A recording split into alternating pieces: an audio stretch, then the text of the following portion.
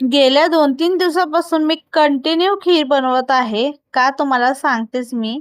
तर चला व्लॉगला सुरुवात करूया. आता आज तर मी म्हणलं विचार केला आज मस्त असं कॅरमलाइज आपलं खीर बनवूया. जराशी वेगळी आणि टेस्टही वेगळा नाही का. तर आता हल्ली इतकं गोड खाऊशी वाटते आणि त्यात भाऊ आलाय त्याला सुद्धा इतकं गोड खाऊ वाटते. तो जिम वाला त्याला तो कधी खात नव्हता गोड पण त्याला इतकं खाऊ वाटतं त्यासोबत मी पण खाते. मला तर फक्त कारण लागत असतं गोड खाण्यासाठी. पण आता तो आला म्हणलं तर मला मग अजून जरा म्हणजे सोबतीला झाला आणि मग तेवढंच गोड खात असते नाही का. तर चला तुमच्यासोबत ही शेअर करते आज कॅरमलाइज आपली खीर. खूप टेस्टी लागते बरं का. खूप छान पण बनते पण.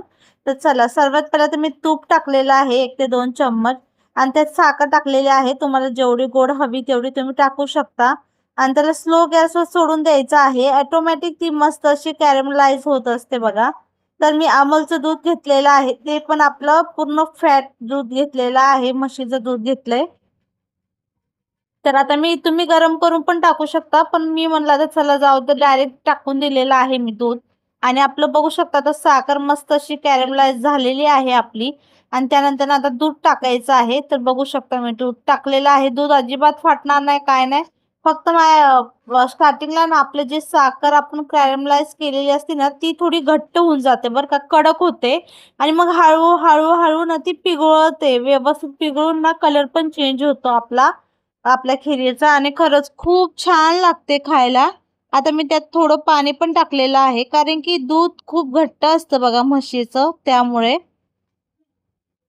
तर आता आपल्याला असं सोडून द्यायचं आहे थोड्या वेळासाठी. म्हणजे तो जोपर्यंत आपलं घट्ट झालेला आहे ते व्यवस्थित असं पातळ होऊन व्यवस्थित मिक्स होईल त्यामुळे. तर आता एका साईडला मी ठेवून दिलेलं आहे त्याला दुसऱ्या गॅसवर. आणि एका साईडला घेतलेलं आहे आता मी सेवई भाजायला. तर आपले हे मी डीमार्ट मधूनच आणलेले आहेत बरं का सेवई. छान आहेत, थोडी जाड आहेत फक्त. आपले जे बाहेर पातळ मिळतात ना ते खूप छान होतात बघा. पण हे पण मस्तच लागतात. थोडे जाड आहेत फक्त. तर आता काजू बदाम मी घेतलेले आहेत. त्याला पण आता तुपामध्ये फ्राय करून घेणार आहे. त्याचबरोबर आता मी त्यात टाकलेलं आहे सेवया. तर आता मी सेवई टाकून देत आहे त्यात. आणि आता त्यात आपल्याला व्यवस्थित असं मिक्स करून घ्यायचं आहे. तर कसं आहे ना ड्रायफ्रूट पण आपले मस्त फ्राय होतात. त्याचबरोबर सेवई सुद्धा फ्राय होतात नाही का. आणि एका साईडला आपल्याला दुधाला सुद्धा कंटिन्यू असं हलवत राहायचं आहे. तर थोडं कमी वाटलं त्यामुळे मी अजून जरा थोडं दूध ॲड केलं त्यात. आणि व्यवस्थित आता त्याला शिजून देत आहे. तर आता इथं बघू शकला आता सेवई पण मस्त थोडे थोडे लाल होत आहेत. तर आता एका साईडला ते पण हलवायचं चालू आहे दूध पण. तर जेवढं छान आपण दुधाला आणि सेवईला छान असं भाजू ना तेवढे छान होतात बघा आपले सेवई. खायला सुद्धा तेवढेच टेस्टी लागतात. तर आता बघू शकता मी करून घेत आहे. आणि दुधाला सुद्धा आपल्याला कंटिन्यू असं हलवत राहायचं आहे कारण की त्यात आपल्याला हे केलेलं आहे ना आपण कॅरमलाइज केलेलं आहे ना ते व्यवस्थित असं पिघळायला पाहिजे त्यामुळे. तर आता झालेलं आहे बघू शकता तुम्ही फायनली आपले मस्त असं सेवई मस्त फ्राय झालेले आहेत लाल कलरमध्ये. आणि आपल्याला सेम असेच करून घ्यायचे आहेत.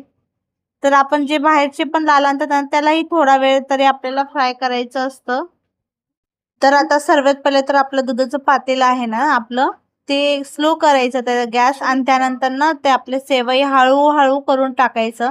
नाहीतर दूध एकदम वर येईल बघा. बघू शकता तुम्ही कसं येतंय. त्यामुळे ना हळू करून टाका. दूध तुमचं फाटणार नाही अजिबात. खूप छान होतं सेवई. खायला सुद्धा तेवढेच टेस्टी लागतात बरं का. तर बघू शकता मस्त असं मी आता मिक्स करून घेणार आहे. आणि एक आपल्याला 10 ते 15 मिनिटं त्याला शिजवायला ठेवायचं आहे. तर बघू शकता झालेलं आहे छानपैकी. तर आपल्याला व्यवस्थित असं मिक्स करून घ्यायचं आहे. तर बघू शकता मी व्यवस्थित मिक्स केलेलं आहे. आणि त्यानंतर आपल्याला आता त्याच्यावरून ना इलायची टाकायची आहे बरं का एखादी कुटून. तर मी एकच घेतलेली आहे मोठ्या साईजची इलायची. आणि त्यात आपल्याला कुटून टाकायचं आहे. तर बघू शकता आता मस्त अशी आपली झालेली आहे. इलायची टाकली ना जरा वेगळा छान असा फ्लेवर येतो बघा. तुम्ही सुद्धा एकदा नक्की ट्राय करून बघा. तर आता बघा फायनली आपली सेवई झालेली आहे. तर आता सर्वात पहिलं तर मी भावाला काढून देत आहे त्यानंतर मी घेणार आहे.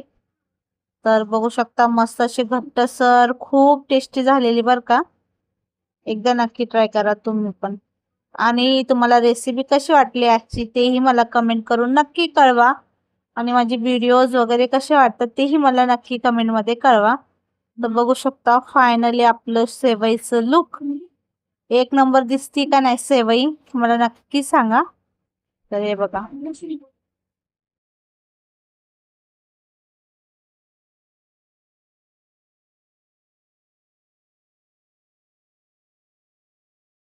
तर बघू शकता टेक्स्चर मस्त झालेली आहे एकदम यमी यमी.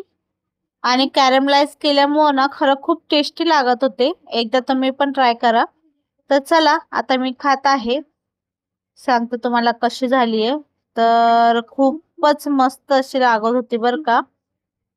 तर चला भेटूया उद्या एका नवीन रेसिपीमध्ये. Bye bye. Take care. Shri Swami समर्थ.